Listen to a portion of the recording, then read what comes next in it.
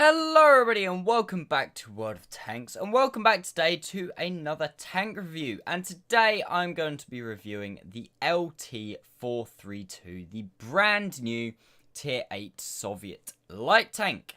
And yeah, I'm going to be telling you what I think of this tank, telling you the stats of the vehicle, comparing it to the LTTB, because that's obviously the one that most people are going to compare it to. I might to some others as well. And then I've got some Ace Tanker gameplay for you at the end.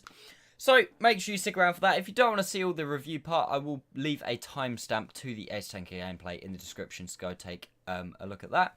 And before I get going, obviously I know a lot of newer people to the channel watch these tank reviews. So if you are new to the channel, please consider subscribing. I've got loads of other videos on World of Tanks on here as well. And I am going to be posting up more. I know I haven't posted a lot recently, but I'm going to be posting a lot more. So make sure you stick around for that. And let's go jump right into the statistics and the comparison.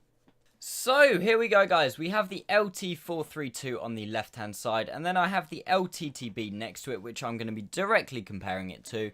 And then I've also got two of probably the more popular tier 8 premium light tanks, the M4190 Guffdog and the T92 there as well, just for your comparison if you guys want to have a look. But I am only going to be directly comparing the tank to the LTTB or a couple of features of the other two.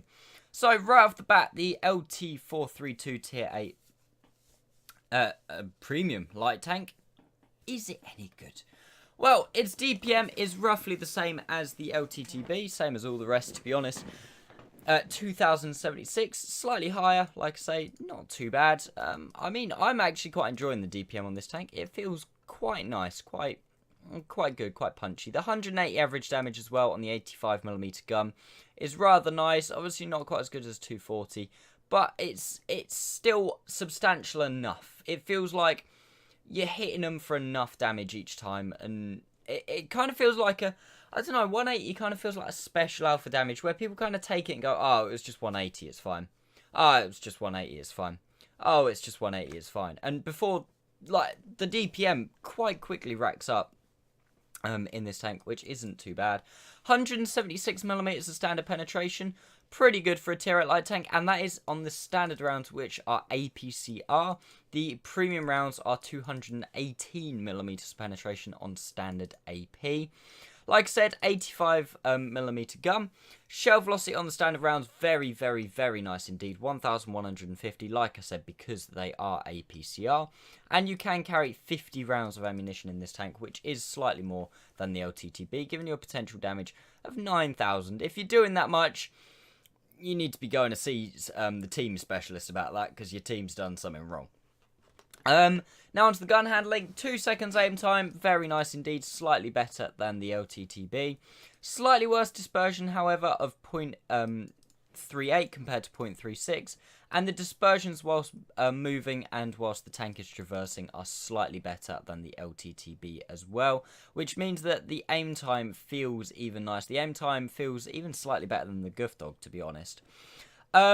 15 degrees of gun elevation, not particularly great, but elevation's not really usually a massive deal. 7 degrees of gun depression, very, very nice, and especially on a Russian tank as well. Having 7 degrees of gun depression does feel very, very, very nice indeed. Not really sure why they've given it 7 degrees as opposed to 5 degrees, because when you look at the model, you'll notice very quickly that, oh god, shut up, Sting. You'll notice very quickly that the top of the turret, it shouldn't have 7 degrees gun depression. Obviously, fully traversable turret. Onto the mobility, and this is kind of where this tank shines a little bit. 70 kilometers an hour forwards, one of the faster tanks in the game. 23 backwards as well, just hands down better than the LTTB, only by a little bit, but still just better.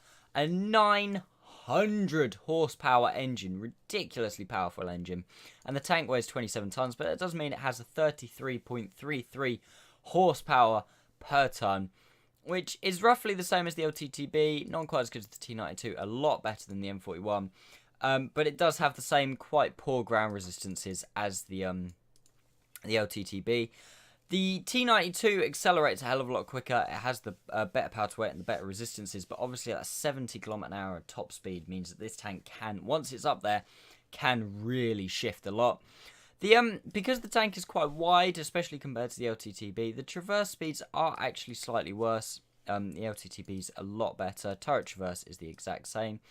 And the actual tank traverse in the garage is the same, but the effective traverses of the tanks, the LTTB, is a lot better. Armour is just hands down better than, I think, all other tier 8 light tanks, which I'm not 100% sure why they've done that. The only thing I can think that roughly compares is the what am I trying to say? The WZ. 1,100 hit points, pretty standard, but again, more towards the top end. Best engine health in class, best track health in class. 380 meters view range. Obviously, again, that's not good compared to the American tanks, but still on par with the LTTB. Same fire chance, even though I got set on fire in the very first game I played in this tank. And as well, very low shell cost, which isn't too bad at all. Now, you might be looking at all this and thinking, well, what's the downside of this tank compared to the LTTB? You guys tell me. I'm not sure whether I agree with this tank. I've got it so that I can do a review of it and everything, but I'm not sure I agree with this tank. If we just have a look at the armor very quickly, I mean, it's a light tank, so the armor's not incredible, but I feel it needs to be noted, especially if you're in a top tier matchup, so against tier 6s. This thing frontally, if you're on flat ground to it, upper plate 160 to 175 millimeters thick. Lower plate is very weak, can be penned by everything. But again, it's a light tank. We shouldn't even be talking about armor on a light tank. But it has armor. If you angle it slightly to the point where it's still an auto bounce, you can get 180 almost millimeters of effective armor. That's all the old 122mm guns and things like 122mm gun on the IS. Bounce off your upper plate. And because your side is 40mm thick, you need 121mm caliber gun or higher to pen it. And the front of the turret as well. Right in the gun, 160. As you start to go out for that, you start getting really quite strong armor. And if you can get this thing hold down, which is quite difficult, because obviously it's such a low tank, you only just poke your turret over the ridge. You can actually be quite effective in this. Cupola's quite weak. But then again, if you use your 7 degrees of gun depression, and you manage to get that over a ridge, the upper plate is all an auto bounce. The turret is 200mm thick, most of it over, and you can't really see the cupola. If you can get this thing over a ridgeline, this is not a badly armored tank. And it's a light tank. I really just... Oh, that's live. My bad. I don't know what to think of this thing. I think it looks awesome. And as a tank, it is awesome. But does it work in the game as it is at the minute? I don't think it should be added to the game. Well, it already is. I've got it. I've played it. It just doesn't feel right. It really doesn't. And also, I should point out as well, the AP shell velocity, still pretty fast at 1,012. And the shell cost, while it's not the lowest of all time, it's not that high. 3,200 is really not that bad, especially if you compare to something like the where is it? T92. Considering this has less average damage, costs 5,600 credits a pop. It's absolutely ridiculous. So, we're going to head back into the garage, guys. I'll just give you a very quick rundown of what equipment I think you should use on this vehicle, what cruise skills you should get, and then we'll jump into the Ace Tanker gameplay. So, back into the garage, fairly standard equipment loadout. I'm not going to spend too long on this. Gun rammer, obviously, 10% DPM, don't mind if I do. My DPM's up to 2,462, and I haven't even got Brothers in Arms or anything like that yet. We'll come back to that in a minute. Vertical stabilizers, because you want to be hitting shots on the move in this tank. You don't really want to stop and stay still. If you can move around, this tank's got quite a low profile from the side, so it's quite hard to hit from the side and the front if you're moving. If you're sat still, it is quite a big tank, like as in lengthwise, so it's not ridiculously hard to hit. And then coated optics just to help that view range. Once again, I haven't got the relative perks on my Russian light tanker. I've got a relatively inexperienced Russian light tanker at the minute. So, you know, once that gets up, this tank will be even bloody better. And yeah, crew skills wise, fairly self. Again, I'm not going to go through it too much. Just go watch any of my streams if you want to be talked through crew skills. I'm not going to waste your time too much. Sixth Sense and Camouflage for your first skill. Always train camo first, and then retrain Sixth Sense once you've got it up to 100%. Second skill, I've gone for Camouflage on the Commander, and then what's it called? Snapshot and Smooth Ride on the Gunner and Driver. This tank only has a 3-man crew, by the way, so the Commander is very, very valuable because he is the Commander, the radio operator, and the loader, and the Gunner is also the loader as well. But once that gets to 100%, I'll swap that out for Brothers in Arms. Third skill, probably I'll either go Camouflage or Repairs, probably Camouflage, and then no, actually probably Situational Awareness. On the Gunner, I'll probably go with, I don't really know, Designated Target. No, probably Safe Stowage, to be honest, because he's also the loader. And on the Driver, probably go back to Smooth Ride or maybe Off-Road Driving. And then from there on out, you want to get full Camouflage if you haven't got it already. Probably Repairs as well. And then it's entirely up to you guys. So, that was kind of my review on the LT-432. What do I think of the tank? I think it is a very, very good tank. A very strong tank. Probably a bit too strong, and I feel it should have been slightly tuned a bit better before it got added to the game. Because the trouble is, obviously, now that it is added to the game, they won't nerf it. They can't, because if not, everyone's going to be massively pissed off at them for nerfing a premium tank. A quick note, sorry, I just realised I forgot. The camo while on this tank is just shy of 40%, 37%, and obviously that is whilst moving and while stationary, and I haven't got a camo net on this tank, so that is ridiculous camo as well. Is it better than the LTTB? It is better than the LTTB by quite a long way, just because of how low the tank is.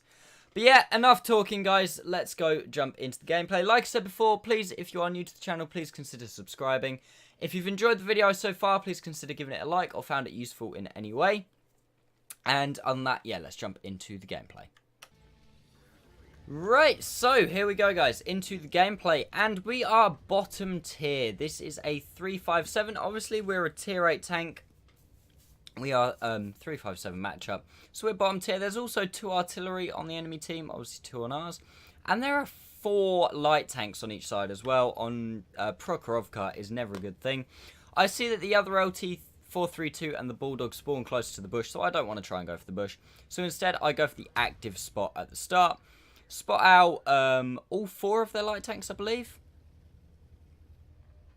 RM5355 says he's searching for Arty, and I was like, ooh, spoiler alert, he doesn't hit the Arty. And again, we'll come to that later on. Like I said, the spot at the start went relatively well, and now there is a Super Conqueror coming to the middle of the map, which is not good. You can see the good aim time here.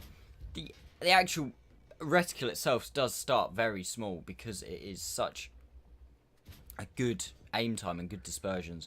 And obviously, I played this game on stream. I said the Super Conqueror is gonna cause me problems. So you can see me here requesting even fire at this guy to try and get him shot at, try and get him brought down a bit, because him being there is really gonna stop me from having a good game. While he's kind of distracted with the rest of my team, I decide that I want to try and shoot the medium tanks that have gone up onto the hill.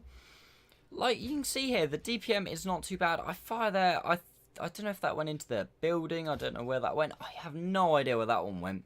And this is kind of where I think the only situation so far that I've been in this tank where I wish I was in the LTTB. Because the LTTB's accuracy there, I would have probably been able to put some shots into those guys. We come up, I aim at the Super Conqueror, put a nice round into him, fall back, because like I say, this tank is very low. It is going to be hard for enemies to hit me when I'm skirting up onto the ridgeline like that.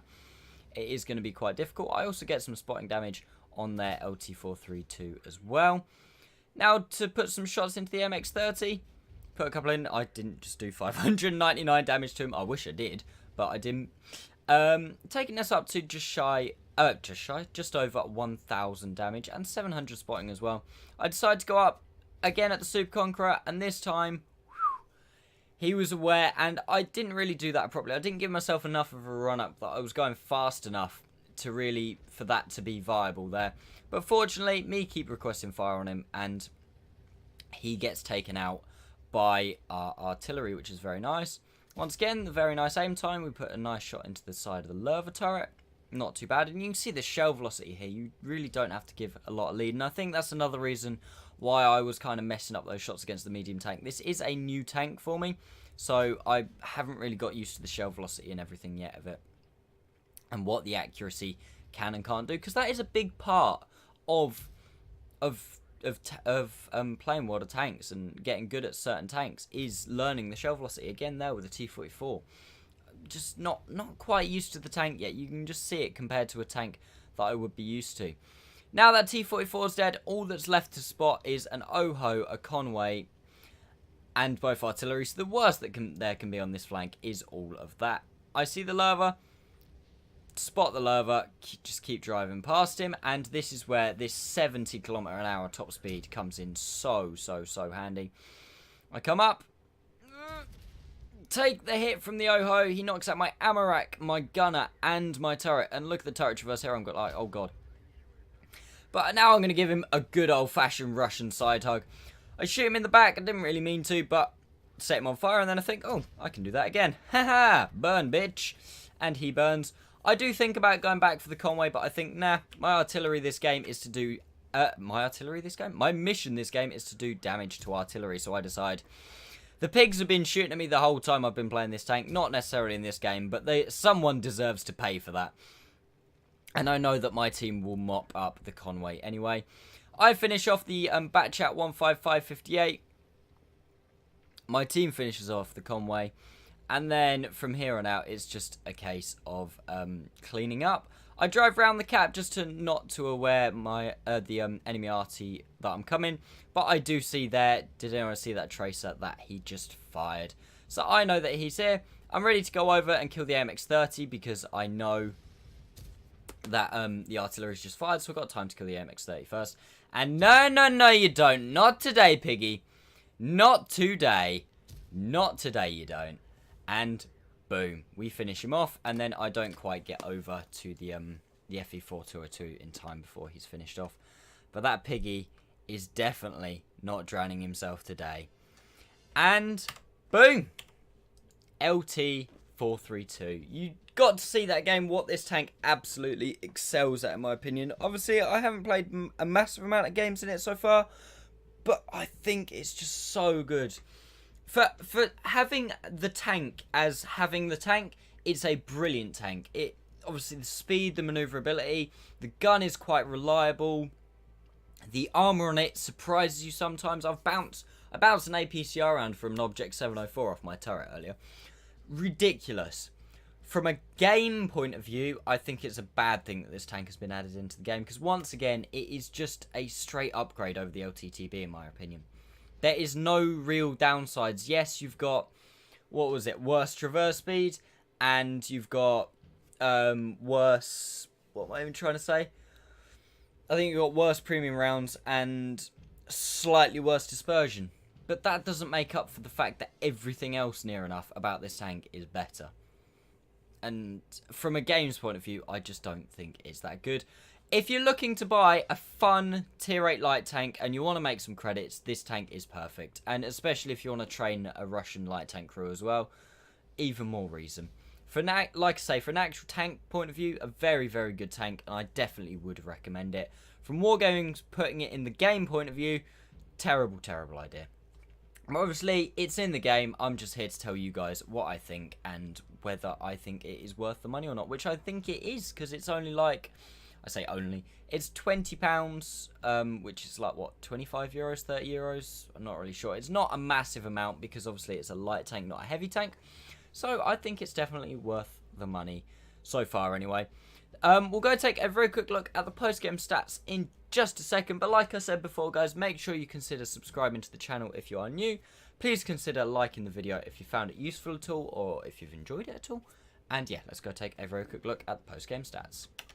So there we go, guys. That was an ace tanker in the LT-432. My first one after my 6th game, I believe it was. So not too bad there at all. We also picked up a medal which I've never got before. The Yoshio Tamada's medal. Destroy 2 enemy SPGs in a light tank in one battle. Survive the battle. And they must be at least 1 tier higher than the tank. First time I've got one of those. Not too shabby. We also picked up Pascucci's medal for killing the artillery. We obviously completed our mission as well for killing the artillery. We got a Confederate medal and 3 kills, which is not too bad. 3,388 damage, 3 kills, and 1,342 base XP, which is not too shabby at all. We also got 200 assistance damage for doing all that active scouting, which is not too bad. The game lasted as well, just a little over exactly 5.5 minutes, sorry. And yeah, other than that, also we made a massive amount of credits as well, because obviously this is a tier 8 premium tank, and I am running a premium consumable in this tank, so it would have been slightly more credits than that, about 100,000 credits profit, about 110 to 120 if I wouldn't have been running the premium consumable. And that's one of the reasons you buy this tank, guys. If you want credits or you want to train up a crew, that's the main reason you'd buy a premium tank. But like I said before, if you do want to buy a fun tier 8 premium tank, a tier 8 premium light tank, I don't think you can really go far wrong with this tank. This tank's so much better, in my opinion, than the T-92, although that's more of a passive scout. So much better than the LTTB, and I think it's on par, if not a little bit better than the M4190. But that's good for different reasons. There's 2 different light tanks for 2 different things there. But yeah, thank you all so much for watching, guys. I'm not going to say it all again, but please consider subscribing. Please consider giving the video a like as well. And thank you very much for watching, and I'll see you next time.